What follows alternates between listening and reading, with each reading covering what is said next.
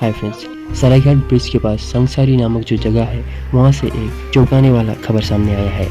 एक लड़का जिसका नाम था सफीकुल हक, वो अपना परिचय छुपा के बोडो कम्युनिटी के एक नहीं बल्कि 3 लड़कियों के साथ पिछले 6 महीने से दुष्कर्म कर रहा था।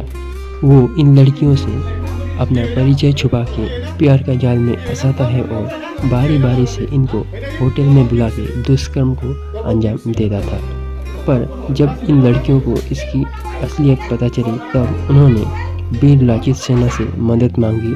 तभी वीर लाचित सेना उस स्पॉट पे गए और उस लड़के को रंगे हाथ पकड़ के संगसारी पुलिस स्टेशन में पुलिस के हवाले करते हैं।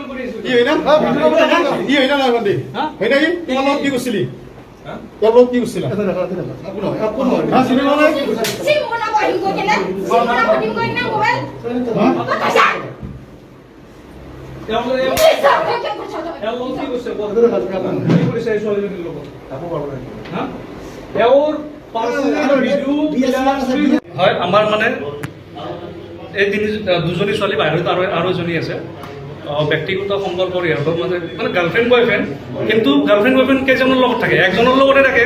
3জনী ছোৱালীৰ লগত মানে লিলিমাই, এইজন ল'ৰা মুছলিম ল'ৰা আৰু ইহঁতে মানে জনগোষ্ঠীয় ছোৱালী, সম্প্ৰদায় বড়ো সম্প্ৰদায়ৰ হয়। 3জনীকে ছোৱালী মানে ইমান দিনে ধৰি ইহঁতৰ ব্যক্তিগত সম্পৰ্কৰ মানে ভিডিঅ' ফটোবিলাক নেটত এৰি দিম বুলি ব্লেকমেইল কৰি এনেকৈ ৰুমত লৈ আহে। যদি শাৰীৰিক সম্পৰ্ক স্থাপন নকৰে তেতিয়াহ'লে মানে নেটত এৰি দিব। এনেকৈ আজি ভয় ভাবুকি দেখুৱাই এজনী ছোৱালী, কেইজনী ছোৱালী ৰুমৰ ভিতৰতে আমি আঁতৰিতে ধৰিছোঁ। এতিয়া বাকী এইখিনি আমি কৈছোঁ, আমি যি কৰিব লাগে ছোৱালীজনীতো বচালোঁ, আজি ৰেপ কৰাৰ নিচিনা অৱস্থা। ৰুমৰ ভিতৰত আমি বাকীখিনি আপুনি ফুটেজ আপোনালোকে দেখিছেই। এতিয়া কথা এইটোৱে, আমি আমাৰ কাম কৰিলোঁ, বাকী অসমবাসী ৰাইজক কৰিছোঁ। এই ল'ৰাজনকে কালপিতজনৰ ওপৰত কি কৰিব থাকে, একবাৰ ইনষ্টাগ্ৰামত দিয়ে আপলোড কৰি কিনে বেয়া বেয়া ফটোবিলাক দিব খোজে আৰু বাইদেউ দাদা সিহঁতক ফোন মাৰি মাৰি ডিষ্টাৰ্ব দি থাকে। আৰু এটা ছোৱালী আছে, তাকো এনেকৈ কৰি আছে, বিচাৰা মৰিব ওলাইছিল। আমাৰ লগতো ইমান কাজিয়াও লাগিছে, হ'লেও আমি তাক নাম্বাৰটো বিচাৰি নাপালোঁ। তাকো আনিব খুজিছিলোঁ আমি, তাক চাজা দিম কৈ কিনে। তাক চাজা দিবাই লাগে, কেলে মানে বহুত বেয়া কাম কৰি আছে আৰু সিনা আমাক ঠকাই কিনে।